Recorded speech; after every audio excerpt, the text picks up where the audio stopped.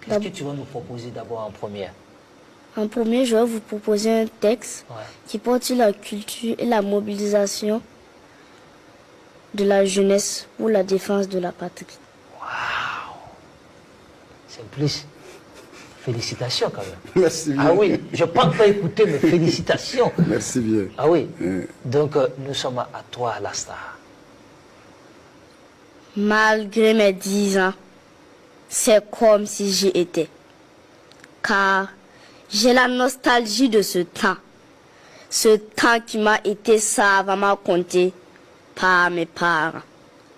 Ce temps où dans nos sociétés, les joies et les peines se partageaient. Ce temps où le village était un havre de paix.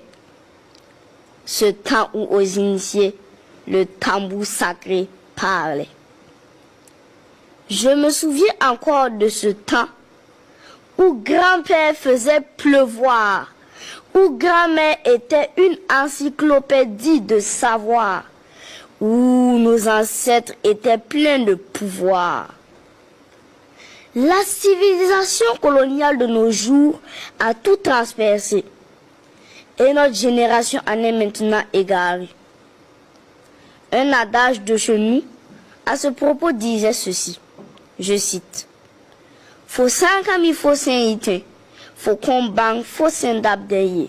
Fin de citation. Petit à petit, avec tout ce qui nous arrive, nous finissons par comprendre que nous n'avons pas d'autre issue si ce n'est de redevenir nous-mêmes.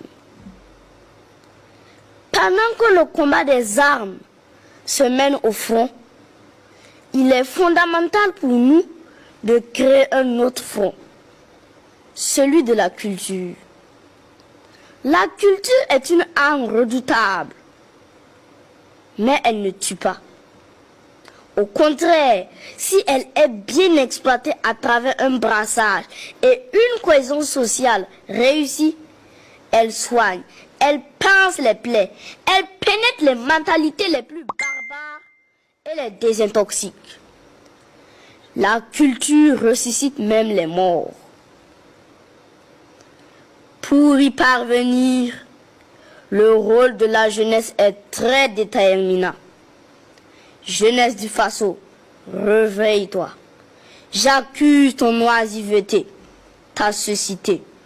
Je t'accuse d'être à l'origine de tes mots. Je t'accuse de vouloir accuser, de chercher à inculper, de vouloir te disculper, de favoriser ta manipulation, d'être indifférent à ce qui te préoccupe. Je t'accuse d'être trop obséquieux, d'être insensible à ta perte. Je t'accuse d'être hypersensible à n'importe quel type de web influenceur. Quand prendras-tu conscience de tes responsabilités? Te rendras-tu jamais compte que tes intérêts et ceux de tes descendants sont mis en jeu? Sauras-tu jamais dire non? Quand tu vas à la dérive, je t'appelle à l'action. Si l'impérialisme a peint ton pays en rouge, arme-toi de ton pinceau et donne à ta nation la couleur qui est la sienne. Redresse-toi, jeunesse. Prends ton stylo et écris. De Yenega à Sankara en passant par Babemba, écris. Écris l'épopée de tes aïeux. Vas-y, jeunesse. C'est à toi que je m'adresse. Arme-toi de ton micro. N'oublie pas ton drapeau. Monte au créneau. Chante l'hymne de la victoire de ton peuple et fais retentir l'écho dans le temps afin de troubler à jamais le sommeil du mécréant.